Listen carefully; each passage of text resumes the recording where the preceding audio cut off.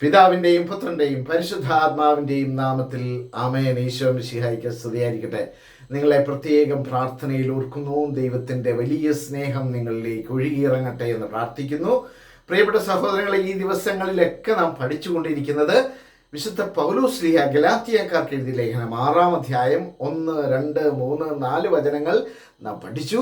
ഇന്ന് 5-ാമത്തെ വചനം പഠിക്കുകയാണ്. അത് വളരെ ചെറിയൊരു വചനമാണ്. ഇന്നലെ നാം പഠിച്ച എന്താ?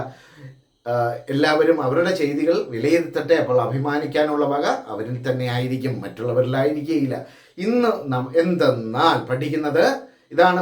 വചനം 5-ാമത്തെ വചനം അതിങ്ങനെയാണ്: എന്തെന്നാൽ ഓരോരുത്തരും സ്വന്തം ഭാരങ്ങൾ വഹിച്ചേ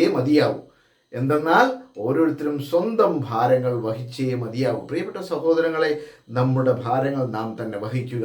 കാരണം നമ്മുടെ ഓരോ കാര്യങ്ങളും നാം തന്നെ കർത്താവിൻ്റെ കരങ്ങളിലേക്ക്, ഇങ്ങനെ പറയുന്നില്ലേ, നമ്മുടെ ചെയ്തികൾ നാം തന്നെ വിലയിരുത്തി നമ്മുടെ ഭാരങ്ങൾ നാം വഹിക്കണം.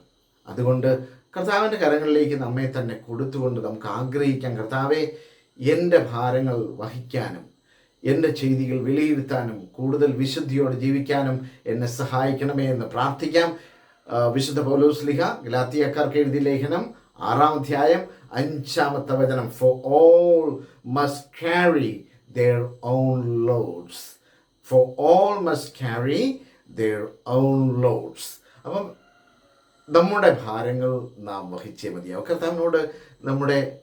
കർത്താവിൻ്റെ കരങ്ങളിലേക്ക് നമ്മുടെ ഭാരങ്ങളൊക്കെ കൊടുത്ത്, നമ്മുടെ ജീവിതമൊക്കെ കൊടുത്ത്, കർത്താവെ, എന്നെ സ്വീകരിക്കണമേ, ഒരു പുതിയ വ്യക്തിയാക്കി മാറ്റണമേ, എന്നെ അങ്ങയുടെ സ്വന്തമാക്കി മാറ്റണമേ, ദൈവസ്നേഹത്താൽ എന്നെ നിറച്ച് മറ്റുള്ളവർക്ക് മാതൃകയായി യേശുവിൻ്റെ സ്നേഹം പകർന്നു കൊടുക്കുന്ന വ്യക്തിയായി എന്നെ മാറ്റണമേ. നമുക്ക് ആഗ്രഹിച്ച് പ്രാർത്ഥിക്കാം.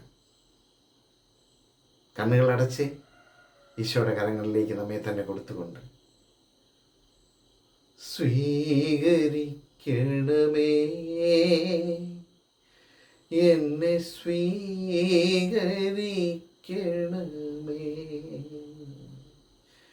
സ്വീകരിക്കണമേ, ഈശോയെ സ്വീകരിക്കണമേ. ആമേൻ.